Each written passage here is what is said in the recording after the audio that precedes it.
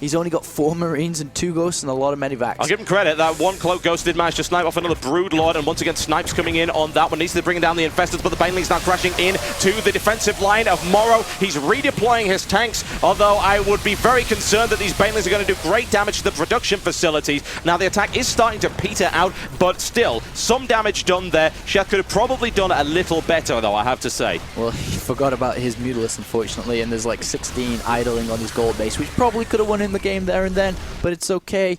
Naniwa says it's okay. There is a base going down now on the left-hand side for Morrow to try and get together, but now the Mutalisks come in. All these mules are being forced to retreat from this gold base. Yeah, the gold base is almost mined out. It's not entirely mined out, though, so it was a bit unfortunate nonetheless. There are 2 expansions. There's one here. Another is being denied by this single Zergling. Why you can't bring it down on top of the Zergling, who knows? Game balance trumps reason. What can I say? Morrow is still in it, but his supply is dipping very, very low. Admittedly, that's mostly due to a worker disparity. And then look at this now, Mutalisk on the left-hand side, cleaning up all the SCVs. The command center's going to go down as well. And Morrow trying to get this gold base up. Has a few tanks, has a few Ghosts and Marines. Ghosts need to recollect their energy, though. A nuke is in the production tab.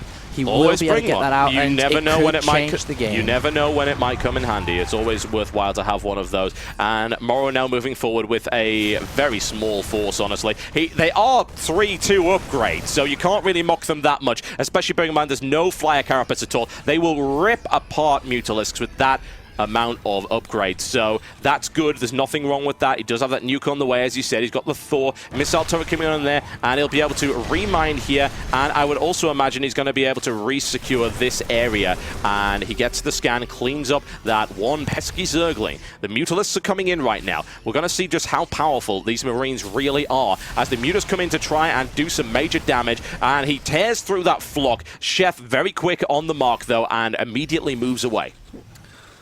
Wow, the game stabilizes.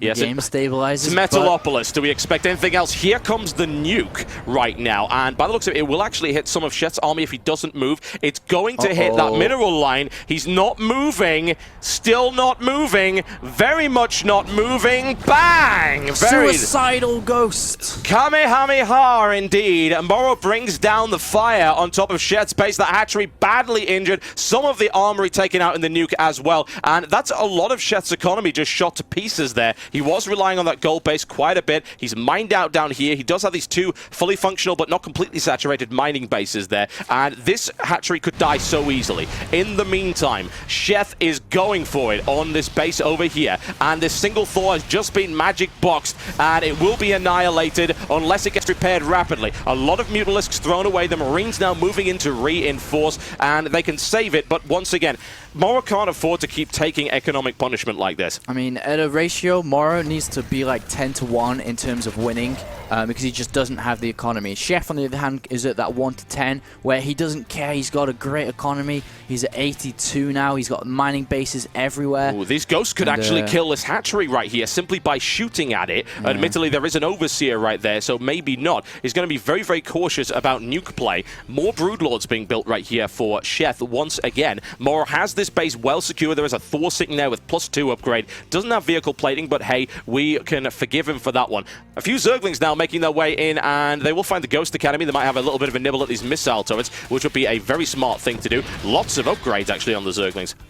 And look at this now. Another nuke is in production. That's probably going to be Morrow's last hope to try to get off some nuke. He does have the cloak for the Ghost. If he can get off a good nuke down, he can then go in for a killing blow. But it's all going to come down to how well that nuke is. Morrow's so far behind, 124 to 184. And once again, he's trying to wear out his opponent. Yeah, absolutely. And Sheth just isn't having any of it. Sheth, once again, playing strong as I would have expected him to be. He's guarding this force very carefully with an Overseer. There's a big force now moving up the side. Infestors in the mix, and Morrow actually has very little to defend that with. He's got a Thor and nothing much else, and the Thor will be destroyed very quickly. It might take a couple of Infestors with it. In the meantime, there's the nuke coming down on the 5th base, and that's actually going to hit the Broodlord as well, but it looks like, no, he's moving out of position, or is he?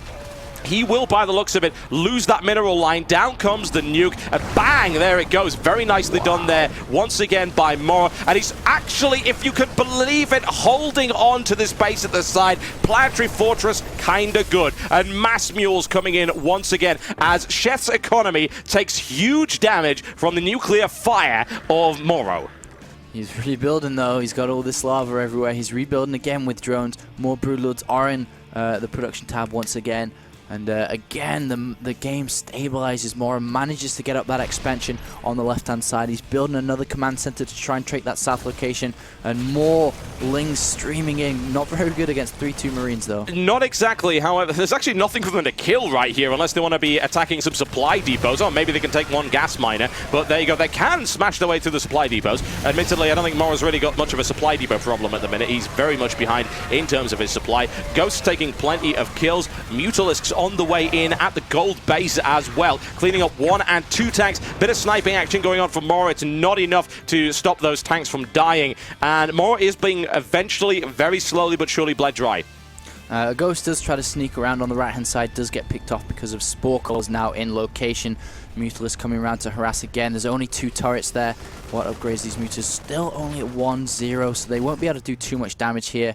And slowly Morrow getting rid of all the creep, but wait, how many? 7 Broodlords coming down now to rain damage onto this gold. Not nice at all. The gold really isn't mining all that much. It will deny the gas, but it will also kill the tanks unless he pulls back quickly, which he does. Very smart play. The Planetary Fortress will be able to kill a ton of Broodlings before it dies. No building armor. Actually, I think he might have, but no, it doesn't. It doesn't have building armor upgrade right here. That would have at least kept it alive a little bit longer. It was doomed one way or the other as far as I'm concerned. There is a nuke in play, and Morrow is rebuilding his army slowly but surely. There is a big disparity between the two. The Vikings get off a few free shots. There's actually a very large lack of anti-air right here, and Sheth's going to lose a ton of Broodlords in the process. Here they come. Oh no! Baneling's crashing down, and that siege line was not well prepared at all.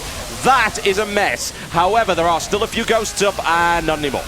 No, that's pretty much Morrow's army's done. Mutalisks clean up all supply depots and the command center in the top left, and now Morrow's on the back foot. Does manage to clean these Broodlords up, but to what end is this? He does only have 1 man in base, trying to get another one up too, but like we mentioned, Morrow does love to try to wear down his opponent as much as possible, to take it longer, absolutely.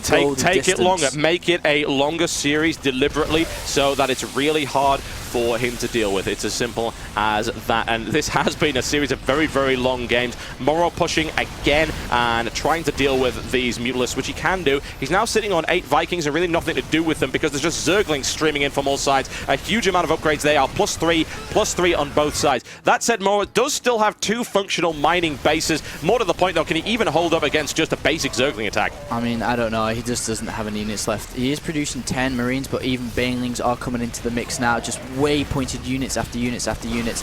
Finally, Sheth breaks through into the main base. We'll be able to take down these barracks and tech labs, and then infested Terrans being put down. Landed Vikings. They are even getting picked off as well. Yeah, well, landed Vikings are not exactly the most effective units on the planet, as you can very clearly see, and Sheth is now overrunning Morrow's base. There is no counter pressure coming in. GG. Ladies and gentlemen, what a lengthy game that was on Metalopolis. And the second game in this best of 5 series also going to Sheth, but a much stronger performance for Morrow this